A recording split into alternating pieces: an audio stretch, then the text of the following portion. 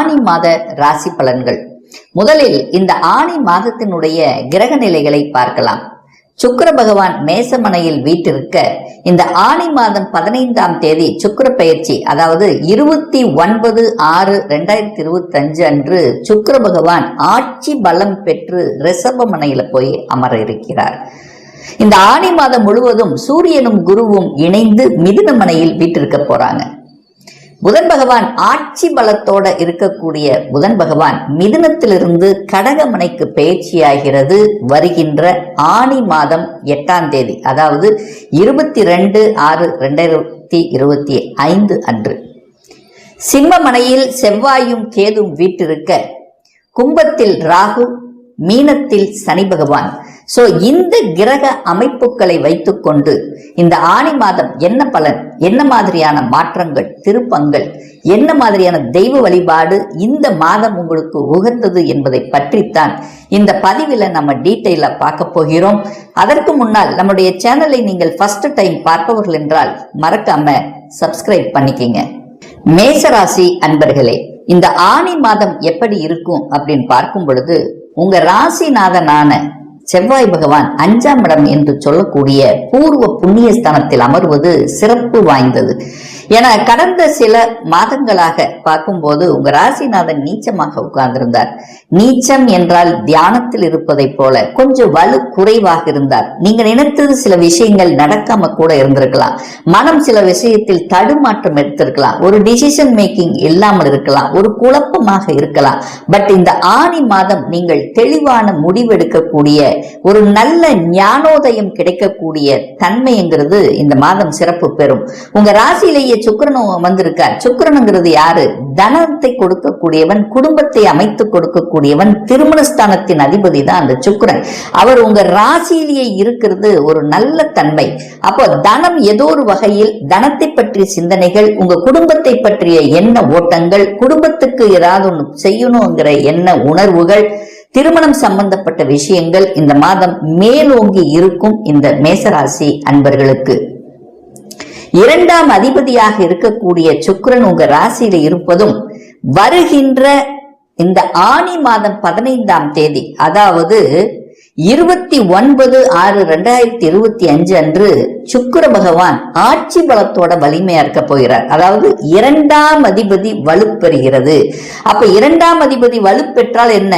2ங்கிறது என்ன? குடும்பம் நன்றாக இருக்க போகிறது.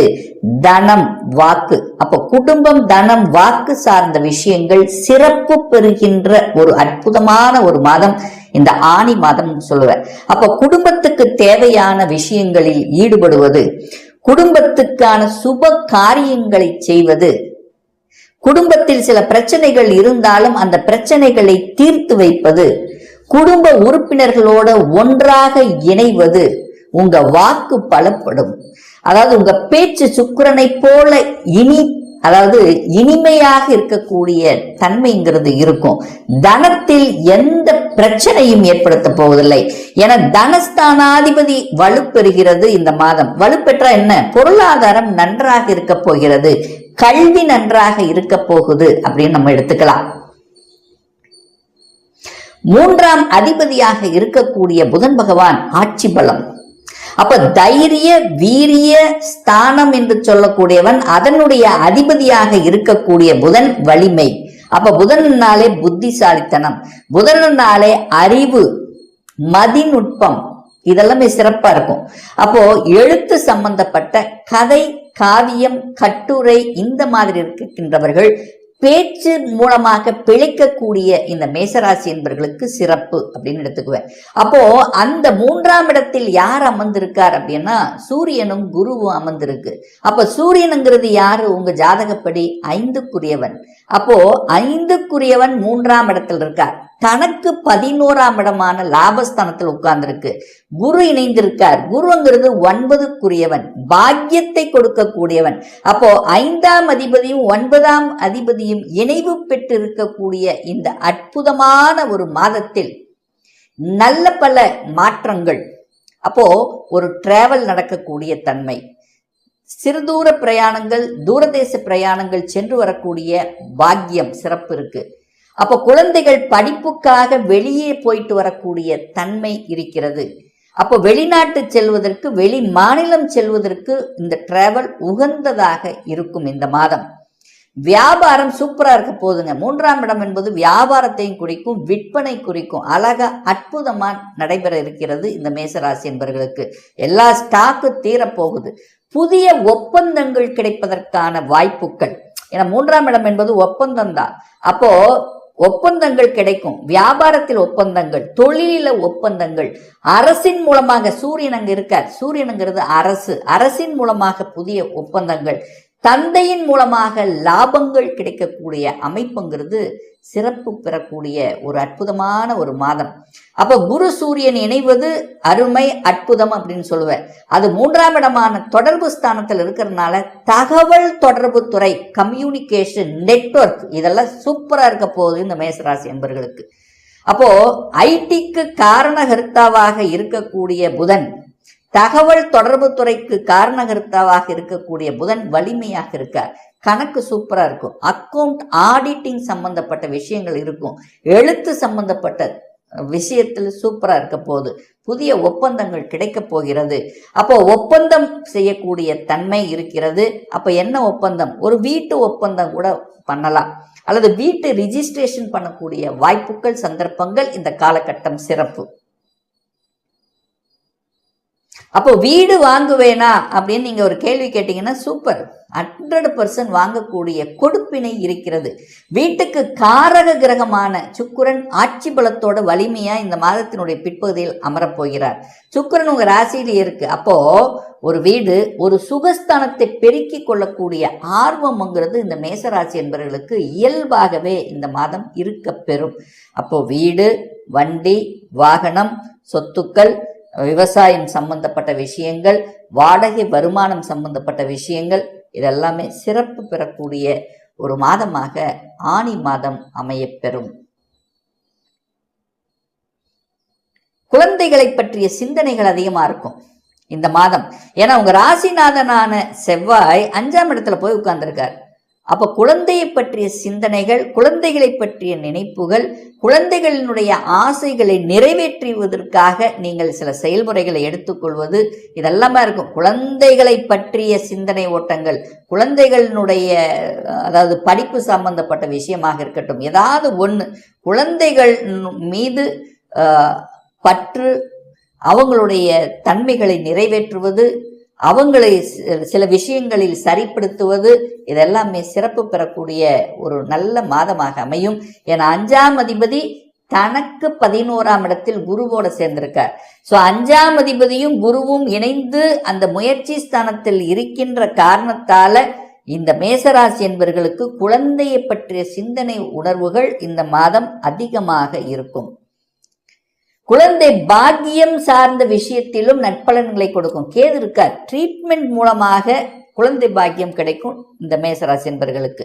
நிச்சயமா ரொம்ப ஒரு வருடமாக குழந்தை பாக்கியம், 2 வருடங்கள், ஒரு 5 வருடமாக குழந்தை பாக்கியம் இல்லை, ஒரு ட்ரீட்மெண்டால் சக்சஸ் ஆகுமானா இப்போ இந்த காலகட்டம் ட்ரீட்மெண்ட் சம்பந்தப்பட்ட விஷயத்தில் சக்சஸை கொடுக்கக்கூடிய ஒரு நல்ல மாதம் இந்த ஆனி மாதம் அப்படின்னு சொல்லுவேன்.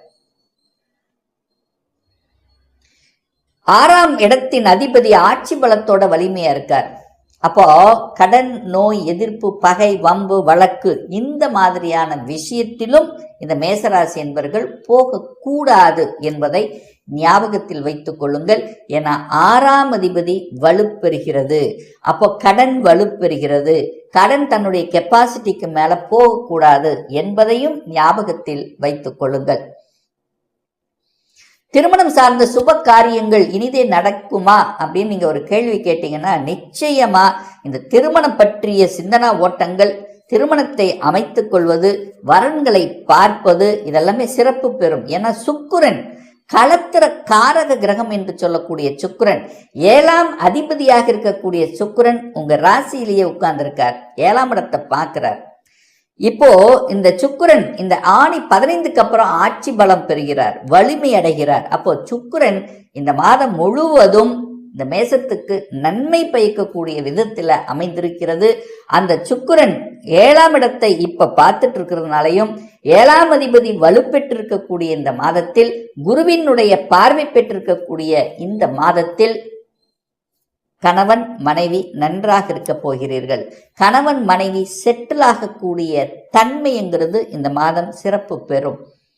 கணவனுடைய சொத்துக்கள் அல்லது மனைவியினுடைய சொத்துக்கள் சார்ந்த விஷயத்தில் அதனுடைய தன்மைக்கு போகும். சொத்துக்கள் வந்து சேரும், அல்லது வேலையில செட்டில் ஆவீங்க, அல்லது 2 பேரும் சேர்ந்து ஒரு சொந்த தொழிலை ஆரம்பிக்கலாம் என்கின்ற எண்ணங்கள், உறுதிப்பாடுகள், சமூகத்தின் மீது மதிப்பு மரியாதை, சமூக செயல்பாடுகளில் ஈடுபடுதல், இதெல்லாமே சிறப்பு பெறக்கூடிய ஒரு நல்ல மாதம் இந்த ஆனி மாதம்.